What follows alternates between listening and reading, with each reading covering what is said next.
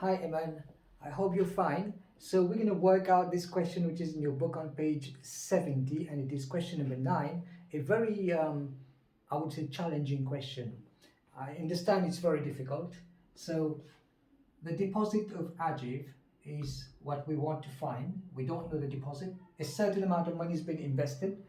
The rate of interest is 1.2% per annum, which is per year, as you know, and the time is 10 years. The final amount in the account is 4,620. Now, and we need to find the principal amount, which is the deposit as well.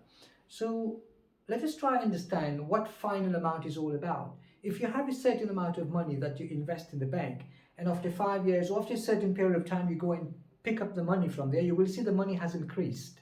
All right. So that means the amount which was in the bank plus the interest will give you the final amount. So what we understand is that the final amount, let me just call it F, is equal to the principal amount plus the interest. This is what we're going to use. Okay, so what is the final amount? The final amount is there. We found it here. It gave it to us. So I'm just going to say that this is equal to 4,620 is equal to the principal, which we don't know. We want to find the principal amount, plus the interest. We know that interest is basically I is equal to PRT over 100. So this is PRT over 100. This is what is going to help us to find the answer. Now, the other thing I want you to observe, there is P here, there is P here. There's a different chapter that deals with factorization. You haven't done factorization yet, but I'm going to proceed by factorization here. And just bear with me because I understand you haven't done this chapter yet, but it's very interesting. So 4,620 is equal to, we have P and P. That means P is common. When P is common, you put the P outside. What do we do when P is common? Anything that's common, we put it outside. Then inside a bracket, you're going to have 1. Why 1? Because 1 times P is going to give you back P. And also there was P there. Now P has gone outside, so you're left with RT divided by 100. See what we've done now. I understand this can be very hard for you to understand because you haven't done the chapter yet. Like I said, you have to bear with me. All right, so but here, try your best to understand this. What we just did, we put a common element outside and we went inside and put 1 and then we put the rest without P. All right, so here is what we need. Now, 4,620 is equal to the principal amount, which I don't know, into 1 plus RT. And R has been given, the rate of interest is 1.2%. So that's 1.2. Multiplied by T, the time has been given for 10 years. Where is the time here? 10 years. So T can be put as 10, divided by 100.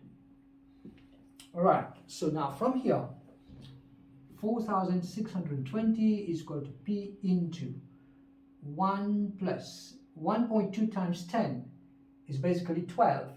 So you have 12 divided by 100. Okay, so from here, what do? We want to find the principal amount. So we say principal, let me just write it here, just make it easy. All right, so principal amount is equal to, you remember I told you we have left hand side and the right hand side. Whatever is on the left hand side or whatever is on the right hand side, if it's plus, it goes on the other side, becomes minus. If it's minus, it becomes plus. If it's multiplication, it becomes division. If it's division, it's multiplication. It's like a vicious circle. So what we're going to do, this whole thing here is multiplied by P. So when I send this whole thing on the other side, it should become divide, right? Because that's the opposite of multiplication when it goes on the other side. So we got 4,620 divided by 1 plus 12 over 100. Now we don't have to worry about this. This is basic. So what is 12 over 100? Cut by 2, you get 6 over 50. You can cut by 2, you get 3 over 25. So what we have is 3 over 25 here. So 4,620 over 1 plus 3 over 25. So what I'm saying is that the principal amount is 4,620 divided by 1 plus 325 is 1,325. Okay. So this is an improper fraction. 25 times 1 is 25, plus 3 is 28. So I got 4,620 divided by 28 over 25.